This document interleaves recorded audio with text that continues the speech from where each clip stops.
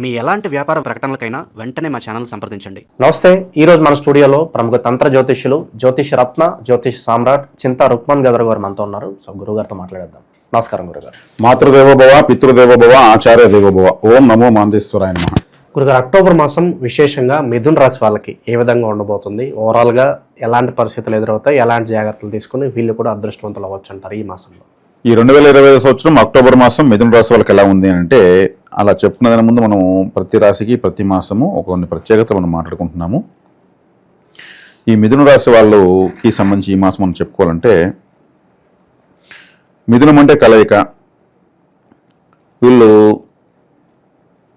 అంటే ఈ రాశి కాలపురుషుడు 3వ రాశి, కమ్యూనికేషన్కి సంబంధించినటువంటి రాశి, ఒక టెక్నాలజీకి సంబంధించింది, ఒక సమాచార సమన్వయము అంటే పత్రికా విలేకరు కావచ్చు, న్యూస్ రిపోర్టర్ కావచ్చు, మధ్యలో ఒక వారధి అంటే డ్రైవర్ అంటే ఒక చోట నుంచి ఇంకో చోట చేరవేస్తాడని అర్థం. రిక్షా తోలే కావాడి కాడి నుంచి ఫ్లైట్ నడిపించేటువంటి పైలట్ వరకు కమ్యూనికేటర్సే.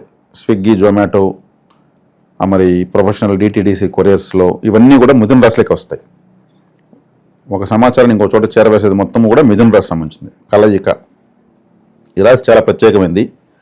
మృగశిర, ఆరుద్ర, పునర్వసు ఈ 3 నక్షత్రాలతో ఈ రాశి ఉంటుంది. ఈ ఆరుద్ర అనేది పరమేశ్వరుడిది. పరమేశ్వరుడు అంటే అర్ధనారీశ్వరుడు. అందుకే ఒక భార్య భర్త ఈ రాశిలో ఉంటారు. శివపార్వతుల రాశి అని చెప్తారు. ఇక మృగశిర నక్షత్రం కుజుడిది. కుజుడికి అధిష్టాన దేవత సుబ్రహ్మణ్య స్వామి. అదేవిధంగా మృగశిర అంటే ఏమి? జంతువు యొక్క తల. మృగశిర అంటే జంతువు యొక్క తల ఎవరికి ఉంది? విఘ్నేశ్వరుడికి ఉంది. సంపూర్ణంగా చూస్తే శివ కుటుంబం ఈ రాశిలో ఉంది. మృగశిర నక్షత్రానికి సంబంధకారకమైనటువంటి విఘ్నేశ్వరుడు, మృగశిర నక్షత్రానికి అధిపతిన కుజుడికి అధిష్టాన దేవత సుబ్రహ్మణ్య స్వామి శక్తి, శివపార్వతులు. అదేవిధంగా పునర్వసు నక్షత్రంలో శ్రీరాముడు పుట్టాడు.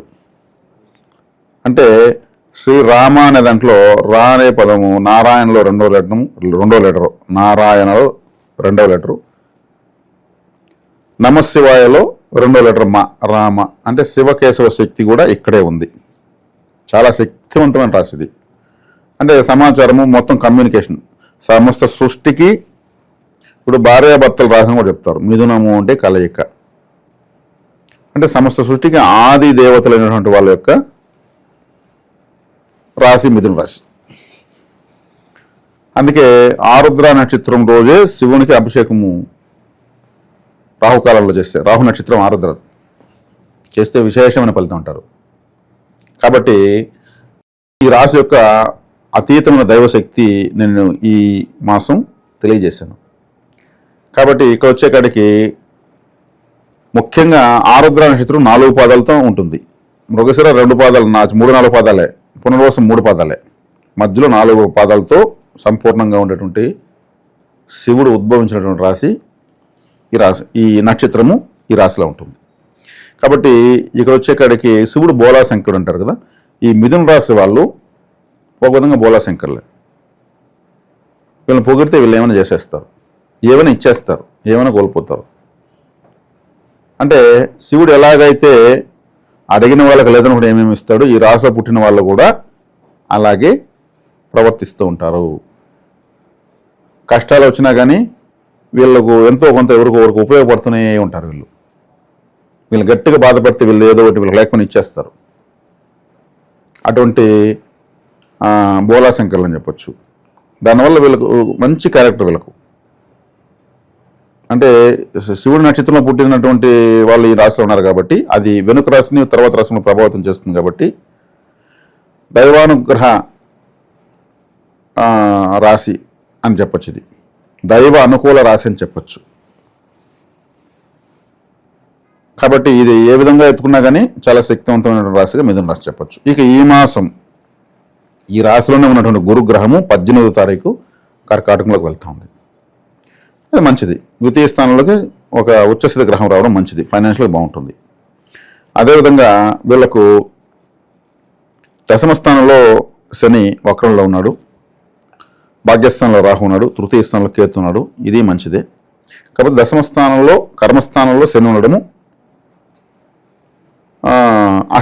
అష్టమాధిపతి దశమంలో ఉన్నాడు. అంటే వీళ్ళు కొంచెం ఎఫర్ట్ పెడితే కానీ రిజల్ట్ రాదు. ఎఫర్ట్ మినిమం దాటి పెట్టాలి. ఎంత ఎక్కువ పెడితే అంత మంచిది. ఎంత ఎక్కువ కష్టపడితే వాళ్ళకు ఫలితము శని కష్టపడిన వాళ్ళకి శని ఫలితం ఇవ్వడు. పని చేయకుండా నేనేమిస్తున్నా బాబు ఉంటాడు. ఆయన కర్మస్థానం ఉన్నాడు కాబట్టి. ఇప్పుడు వక్రంలో ఉన్నాడు. శని వల్ల ఫలితం అంటే కష్టపడితేనే డబ్బులు. భాగ్యంలో రాహు మంచోడే. రాహు భాగ్యంలో ఈ రాశికి మంచోడు. అంటే ఆరుద్ర నక్షత్రానికి అధిపతి రాహు భాగ్యంలో ఉండడం కంఫర్ట్. మూల త్రికోణంలో ఉండడం మంచిది. వాళ్ళ అవకాశాలు వస్తాయి వీళ్ళు చేసుకోవడానికి. 3వ ఇంట్లో కేతు మంచోడే. స్వస్థానంలో పాపగ్రహం 3వ ఇంట్లో దిగ్బలాన్ని పొందింది. ఇక 4, 5 స్థానాలపైనగా రవి సంచారం ఉంది. ఈ రవి సంచారం 4, 5 స్థానాలపైన ఉండడం కూడా మంచిదే. ఎందుకంటే 5వ స్థానంలో రవి నీచపడతాడు. ఇక్కడ వచ్చేకాడికి కాలపురుషుడు 3వ రాశి మిథునము, దానికి 3వ రాశి సింహము, అది పాపస్థానము. ఆ పాపగ్రహం పోయి నీచబడిపోవడం వీళ్ళకి మంచిది. ఇంకా రాశ్యాధిపతి 5లో ఉండడం మంచిది. బుధుడు అదృష్ట స్థానంలో రాశ్యాధిపతి బుధుడు ఉండడం మంచిది. ఇట్లా ఓవరాల్గా తీసుకుంటే కుజుడు 6వ ఇంట్లోకి వస్తుంటే దిగ్బలాన్ని పొందుతాడు. పాపగ్రహం 6వ ఇంట్లో మంచిది కాబట్టి ఓవరాల్గా తీసుకుంటే గ్రహ సంపత్తి బాగానే ఉంది. గడచినటువంటి గ్రహణము వీళ్ళకు 50-50. 9వ స్థానంలో జరిగింది.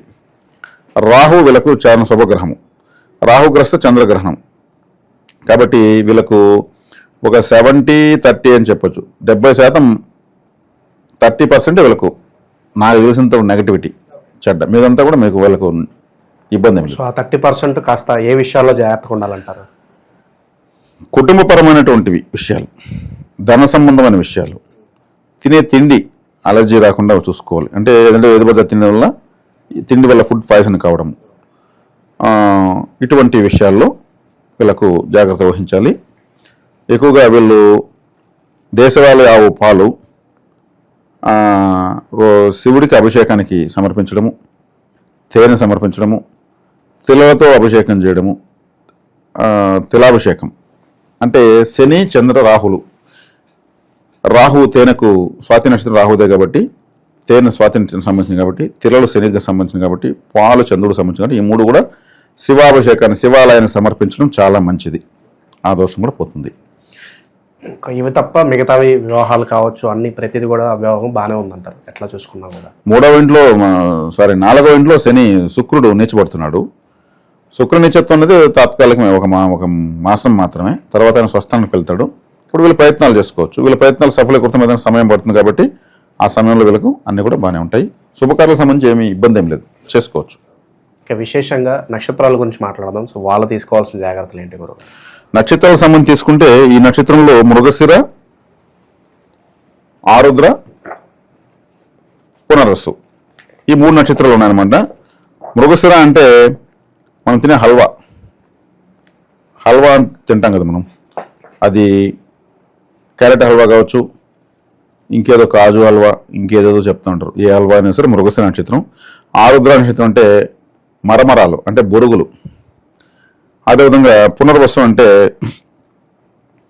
షుగర్ కేన్తో చేసినటువంటి ఫుడ్స్ అనమాట. కాబట్టి మృగశిర వాళ్ళు మరమరాలు ఇష్టంగా తినచ్చు. మసాలా బొరుగులు, ఇంకేదో బొరుగులతో ఉప్మా చేస్తూ ఉంటారు. బొరుగులతో ఇంకేదో పెరుగు వేసి ఏదో మన చాట్స్ చేస్తూ ఉంటారు. చాట్ పండర్లో ఈ పానీపూరి లాంటి సెంటర్స్లో బొరుగులతో కూడా ఏదో వెరైటీలు ఇస్తుంటారు. అవన్నీ కూడా ఫేవరెట్ ఫుడ్గా తీసుకోవచ్చు ఎవరు మృగశిర వాళ్ళు. ఆరుద్ర వాళ్ళు షుగర్ కేన్ రిలేటెడ్ ఫుడ్స్ ఎక్కువ తీసుకోవచ్చు. పాయసం కూడా తీసుకోవచ్చు. అదే షుగర్ కేన్ బెల్లం పాయసం కూడా వీళ్ళు తీసుకోవచ్చు. ఇది వీళ్ళకు ఫేవరెట్ ఫుడ్స్ అన్నమాట. తర్వాత వీళ్ళకు వేద నక్షత్రం అంటే ప్రతి రాశిలో ఉన్నటువంటి నక్షత్రాలకు వేద నక్షత్రం మనం తెలియజేస్తున్నాం. వేద నక్షత్రాలు తీసుకుంటే మృగశిర నక్షత్రం వాళ్ళు శ్రవణ నక్షత్రం వాళ్ళు వివాహం చేసుకోకూడదు. వాళ్ళతో ఫ్రెండ్షిప్ కానీ బంధుత్వం కానీ ఇతరత్ర ఏది కానీ పనికిరాదు. ఆ నక్షత్రంలో ఏది కొనకూడదు, తినకూడదు, ఏమి చేయకూడదు.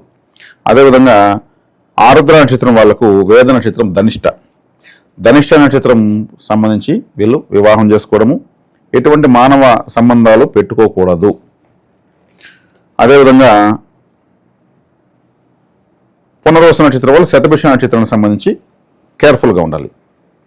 ఉదాహరణకు అంటే మనము కొంచెం కొన్ని విషయాలు డైరెక్ట్గా చెప్దాం. ఈ వేదన చిత్రానికి సంబంధించినటువంటి వాళ్ళు ఫ్రెండ్షిప్ అంటే ఏ విధమైన ఫ్రెండ్షిప్, కొన్ని అక్రమ సంబంధాలు పెట్టుకుంటూ ఉంటారు. తెలియకుండా పెట్టుకోరనుకోండి, వాళ్ళ ద్వారా వీళ్ళు ఏమవుతారు, వాళ్ళు వేధించే వాళ్ళే కదా. దూరంగా ఉన్నంత వరకు అంతా బాగానే ఉంటాయి, దగ్గర అయిన తర్వాత తెలుస్తుంది. వీళ్ళ జీవితాన్ని స్పాయిల్ చేసి అవతల పడేస్తారు వాళ్ళు. ఇది ఇలా ఇప్పుడు నేను చెప్తున్నాను, ప్రతి రాశిలో ఉన్న నక్షత్రం వాళ్ళకు వేద నక్షత్రం వాళ్ళతో ఇటువంటివి కానీ టచ్ అయితే వాళ్ళ వల్ల జీవితాలు స్పాయిల్ అవుతాయి. పేపర్లకు, టీవీలకు, జీవిత పర్యంతం వాళ్ళ పిల్లలకు చెడ్డ పేరు. వీళ్ళు ఏమి చేయాల్సిన పని లేదు. వాళ్ళతో ఆ టచ్ అయ్యేసి ఏ విధంగా ఇది పెట్టుకున్నా కానీ వీళ్ళని గబ్బు చేసి వదిలిపెడేస్తారు. చాలా డేంజరస్ యాక్టివిటీస్ ఇలా నడుస్తున్నాయి ఇప్పుడు. వేద నక్షత్రాలు తగిలిన చోటంతా ఇంకా మొత్తం పోతుంది. కాబట్టి ఇది చూసుకోవాల్సినటువంటి చాలా ముఖ్యమైన అంశం అన్నమాట. ఇక విశేషంగా ఈ రాశి వాళ్ళందరికీ అక్టోబర్ మాసం ఏ విధంగా ఉండబోతుంది, ఎలాంటి జాగ్రత్తలు తీసుకోవాలి, చాలా బాగా వివరించారు. ధన్యవాదాలు సార్. ధన్యవాదాలు.